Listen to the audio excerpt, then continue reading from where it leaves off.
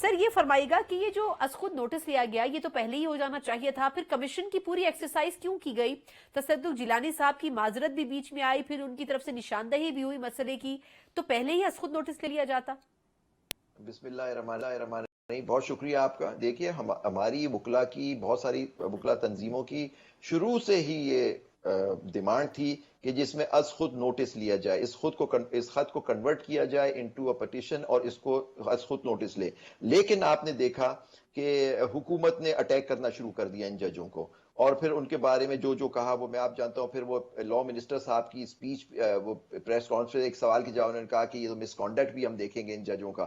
تو آپ وہی اسی لوگوں سے آپ کمیشن بنا کے ان سے انکوائری کرائیں، ایک سٹنگ ججز کی۔ دیکھیے میں سمجھتا ہوں ان 6 ججز نے جو الزام لگایا ان پہ کوئی بار نہیں ہے کہ وہ ان کو ثابت نہیں کرنا، انہوں نے کہہ دیا ہمارے ساتھ یہ ہوا ہے۔ اب یہ دیکھنا ہے کہ وہ لوگ جن کے بارے میں وہ کہہ رہے ہیں وہ کیا کہتے ہیں۔ تو اب دیکھیے اس میں جو سب سے بڑی بات ہے، از خود نوٹس پہلے ہونا چاہیے تھا لیکن وہ ہوا نہیں۔ اس کی وجہ یہ کہ آپ دیکھیں کہ فل کورٹ میٹنگ ہوئی، ہمیں بتایا گیا کہ جی فل کورٹ میٹنگ ہوئی، اور اس کے اندر وہ ایک دن چلی، اس کا انتظار کرتے رہے آپ کے چینلز وغیرہ سب کے، جی اس پہ کوئی اعلامیہ آئے گا، وہ نہیں آیا، پھر اگلے دن پہ چلی گئی۔ اور پھر آپ نے دیکھا بیچ میں اٹارنی جنرل صاحب اور وہ لا منسٹر بھی ملے چیف جسٹس صاحب سے جا کے، یہ خبریں آپ کے چینلز پہ چلی۔ پھر انہوں نے کہا کہ جی میجورٹی آف ججز نے، یہ جو فل کورٹ کی میٹنگ ہے وہ ایڈمنسٹریٹو میٹنگ ہے، جوڈیشل میٹنگ تو ہے نہیں۔ تو اس کے اندر انہوں نے کہا کہ ہم وزیر اعظم سے ملنا چاہیے، وزیر اعظم سے مل کے ہم بات کریں۔ تو اس لیے وہ سینئر ججز جو چیف جسٹس صاحب اور سینئر جج صاحب جو ہیں وہ پرائم منسٹر سے ملے اور لا منسٹر اور اٹارنی جنرل سے۔ پہلی بات میں سمجھتا ہوں کہ یہ اتنے سینسیٹیو میٹر تھا، اس میں ملاقات نہیں ہونی چاہیے تھی، لیکن نیچرلی وہ ججز کا فل کورٹ کے اندر میجورٹی کا فیصلہ تھا، ہمیں نہیں پتا مائنورٹی کون تھے، انہوں نے کیا بات کی۔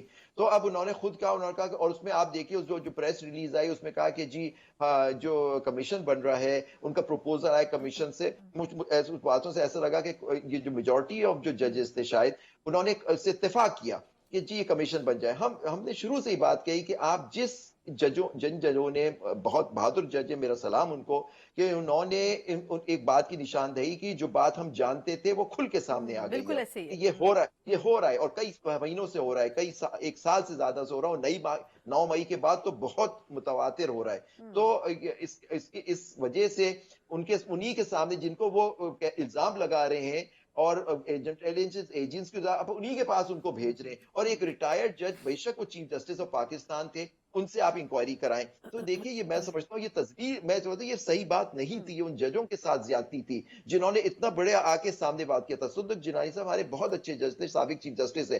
پھر مجھے سمجھ نہیں آئی جو بات ہے، اگر انہوں نے، اب حکومت تو یہ کہہ رہی جی انہوں نے تو پہلے ایکسیپٹ کیا اور بعد میں اب یہ خط لکھ کے وہ الگ ہو گئے، تو میں سمجھتا ہوں کہ بالکل انہوں نے خط لکھا، انہوں نے نشاندہی کی کہ 6 ججوں نے سپریم جوڈیشل کاؤنسل کو رکھا، اس کو ہیڈ کرتے ہیں چیف جسٹس صاحب، یا تو آپ اس لیول پہ اٹھائیے۔ لوگ کہنے لگے یہ صحیح فورم نہیں ہے۔